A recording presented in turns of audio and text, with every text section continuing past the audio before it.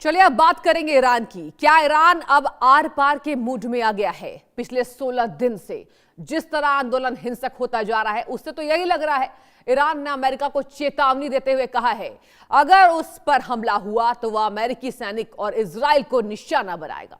दूसरी ओर ट्रंप भी ईरान को लेकर व्हाइट हाउस में महाबैठक करने वाले हैं, जिससे बड़ा सवाल यह उठ रहा है कि क्या ट्रंप आज ही ईरान पर हमला करेंगे। व्हाइट हाउस से लेकर पेंटागन तक हलचल तेज है और खबरें आ रही हैं कि अमेरिकी सेना को ईरान पर हमले का अंतिम आदेश किसी भी पल मिल सकता है। आखिर ट्रंप का प्लान क्या है? क्योंकि ट्रंप ने ईरान के साथ व्यापार करने वाले देशों पर 25% टैरिफ भी तत्काल प्रभाव से लागू कर दिया है। क्या आयतुल्लाह खामेनेई का काउंटडाउन शुरू हो चुका है? दूसरी ओर आपको बताएं तो ईरान के सर्वोच्च नेता खामेनेई बंकर में छिपे हुए हैं, लेकिन सोशल मीडिया के जरिए ट्रंप को धमकाने की कोशिश कर रहे हैं। अब देखना यह होगा कि यह तनातनी क्या मोड़ लेने वाली है, क्योंकि अभी तो ईरान ने ट्रंप को लड़ने का खुला चैलेंज दे दिया है। और कौन कितना ताकतवर, चलिए एक बार आपको बताएंगे कि कौन कितना ताकतवर है। सैन्य ताकत की बात करें दर्शकों तो अमेरिका दुनिया की सबसे शक्तिशाली सेना है। अमेरिका का रक्षा बजट 800 अरब डॉलर से अधिक है, जबकि ईरान की बात करें रक्षा बजट लगभग 30 से 40 अरब डॉलर के आसपास है। कौन कितना ताकतवर आज ये आपको हम बताएंगे। अमेरिकी रक्षा बजट 820 बिलियन डॉलर और इसके साथ ही 1,32,000 एक्टिव सैनिक हैं, 8 लाख रिजर्व सैनिक हैं। इसके साथ सुनिए विमानों की संख्या की बात करें तो विमान की संख्या आपको बता दें 1,32,009, फाइटर जेट्स 1854, ईरान ट्रांसपोर्ट विमान की बात करें 957, फ्लीट स्ट्रेस की बात करते हैं 472 और 11 एयरक्राफ्ट शामिल। नौसेना के साथ सुनिए, नौसेना के पास 9 हेलीकॉप्टर करियर पनडुब्बियों की संख्या 64 है, विध्वंसक पोत 75। अब चलिए हम बात करेंगे ईरान की। ये थी अमेरिका की कहानी। ईरान का रक्षा बजट 30 से 40 अरब डॉलर। इसके साथ अगर हम बात करें तो 6 लाख एक्टिव सैनिक, 3 से 3.5 लाख रिजर्व सैनिक, ईरान के पास 551 विमान, 40 फाइटर जेट, यहां पर 86 ट्रांसपोर्ट विमान, फ्लीट स्ट्रेंथ यहां बता दें आपको 67, नौसेना में सिर्फ 1 एयरक्राफ्ट, हेलीकॉप्टर की बात करें 10 हेलीकॉप्टर करियर, और ईरान के पास 28 पनडुब्बियां, सिर्फ 2 विध्वंसक पोत, जो कि अमेरिका से कम लगा रहा है। अमेरिका के पास अत्याधुनिक हथियार, वैश्विक सैन्य अड्डे, सैटेलाइट नेटवर्क और तकनीकी बढ़त है, जो ईरान के पास बिल्कुल नहीं है। ईरान की वायुसेना की बात करें उसकी सबसे कमजोर कड़ी मानी जाती है। उसके पास F-14, F-4 और मिग जैसे पुराने लड़ाकू विमान हैं, जिनका रख रखाव भी प्रतिबंधों के कारण कठिन है। इसके विरुद्ध सुनिए अमेरिका के पास F-35, F-22 जैसे स्टील्थ फाइटर ड्रोन, अवॉक्स सिस्टम और सैटेलाइट समर्थित एयर डोमिनेशन है। किसी भी संभावित युद्ध में अमेरिका पहले ईरान की वायु रक्षा और एयरबेस को निशाना बनाएगा, जिससे ईरान को भारी नुकसान हो सकता है। आगे सुनाते हैं आपको। ईरान और अमेरिका के बीच संघर्ष को लेकर हमारे साथ खास मेहमान भी जुड़े हैं, जिनसे हम विस्तृत चर्चा करेंगे, जानकारी लेंगे कि आखिर अमेरिका वर्सेस ईरान में कौन ज्यादा ताकतवर है। और चलिए इसी चर्चा में हम बहुत स्वागत करना चाहेंगे कर्नल टीपी त्यागी जी का, डिफेंस एक्सपर्ट के तौर पर। सर बहुत स्वागत है पहले तो इंडिया न्यूज पर। और सबसे पहला सवाल मेरा यही होगा आपसे। सर देखिए, आज हम दर्शक को बता रहे हैं कौन कितना ताकतवर।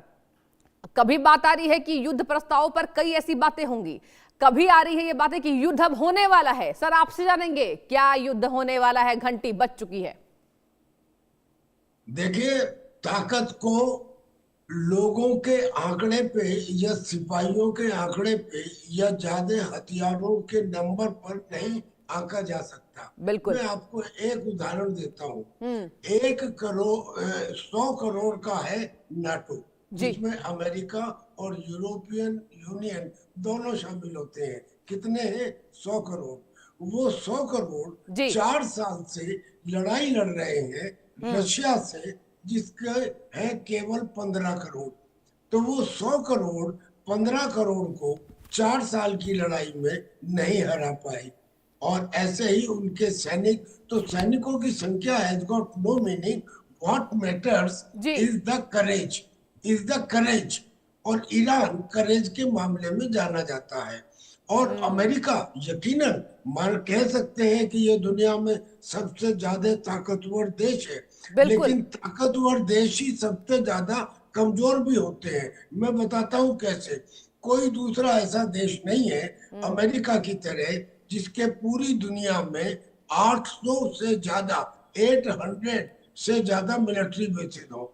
और ऐसे ही ईरान के आसपास 7 ऐसे देश हैं जिसमें सीरिया है, कतर है, बहरीन है, यूएई है और सऊदी अरबिया है, जहां पे अमेरिका के मिलिट्री बेसिस है। वो मिलिट्री बेसिस में 2000, 5000, 7000, ज्यादा से ज्यादा कतर में 10-11 हजार उनके सैनिक हैं। यानी कि अगर इन मिलिट्री बेसिस के ऊपर हमला कर दिया जाए तो अमेरिका कहाँ कहाँ लड़ेगा? अमेरिका भी तो डिस्ट्रीब्यूटेड है भाई। जब तक कोई अश्वमेघ का घोड़ा तभी तक आगे बढ़ता है जब तक कोई आगे बढ़ के उसकी लगाम ठीक है सर, आप बने रहिए क्योंकि संजीव श्रीवास्तव विदेश मामलों के जानकार भी हमारे लाइव में जुड़ चुके हैं। सर आपका ये बहुत स्वागत है इंडिया न्यूज पर। और देखिए हम चर्चा कर रहे थे, टीपी त्यागी जी बता रहे थे कि आखिर किसकी सैन्य बल कितनी ताकतवर। एक बार हम टीपी त्यागी जी के पास लौटेंगे, फिर सर आपसे सवाल लेंगे। जी सर बताइए। आप मेरे से पूछ रही है? जी जी, जी आप तो मैं यही कहना चाह रहा हूँ कि ईरान ने ये कह दिया कि जो भी रॉयटर है वो खुदा का दुश्मन है। लिहाजा उसको हमारे रूल 186 के मुताबिक या तो फांसी की सजा दी जाएगी या उसका दाहिना हाथ और बायां पैर काट दिया जाएगा। और पहली सजा इरफान सुल्तानी को सुना भी दी गई, जो कल को उसको फांसी की सजा पे लटकाया जाएगा। और उन्होंने अपने जो प्रेसिडेंट है उनकी बेटी के हाथ में कमांड दे दी और कहा कि तुम वो लोग, क्योंकि वो महसिना कामनी के साथ रही थी, कि तुम ईरान के फेवर में वो कराओ, रैली निकालो। उसने निकलवा भी दी, वो रैली निकली भी। तो ईरान को आप बिल्कुल कमजोर नहीं समझ सकते। हालांकि टाइम्स के मुताबिक ये कहा गया है कि अब तक ईरान में करीब 2000 लोगों को मारा गया है, नरसंहार हुआ है, और 20,000 ऐसे हैं जिन्हें डिटेन किया गया है। और लेकिन ईरान का जो ये खोमेनी है, इस खोमेनी के साथ जो विद्रोही ग्रुप आप आए हैं उससे ये कमजोर हुआ है। दरअसल में एक विद्रोही ग्रुप है वहां पे जिसमें सुन्नी है और बलोच है, और उसका नाम है जैश अल अदल। उसके आने के बाद जब वो प्रोटेस्टर से मिल गए तो ईरान थोड़ा सा कमजोर हुआ है, अन्यथा वो अमेरिका का सामना करने के लिए तैयार है। उधर अमेरिका ने वो कह दिया है कि हम 24 घंटे में उसको, अगर उसने कोई युद्ध छोड़ा या हमारी बात नहीं मानी तो ऐसा जख्म देंगे, उस जगह जख्म देंगे जहां सबसे ज्यादा दर्द महसूस हो और जो उसने आज तक ना किया हो। ऐसा लगता है कि ईरान अमेरिका से बात करने को तैयार हो गया है।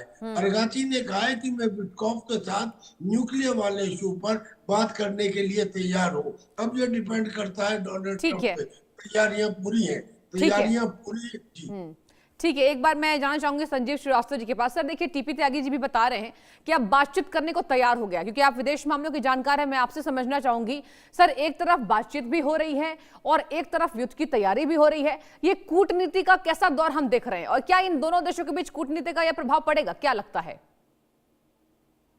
जी सृष्टि जी, सबसे पहले आपको कर्नल त्यागी सर को और आपके दर्शकों को गुड मॉर्निंग।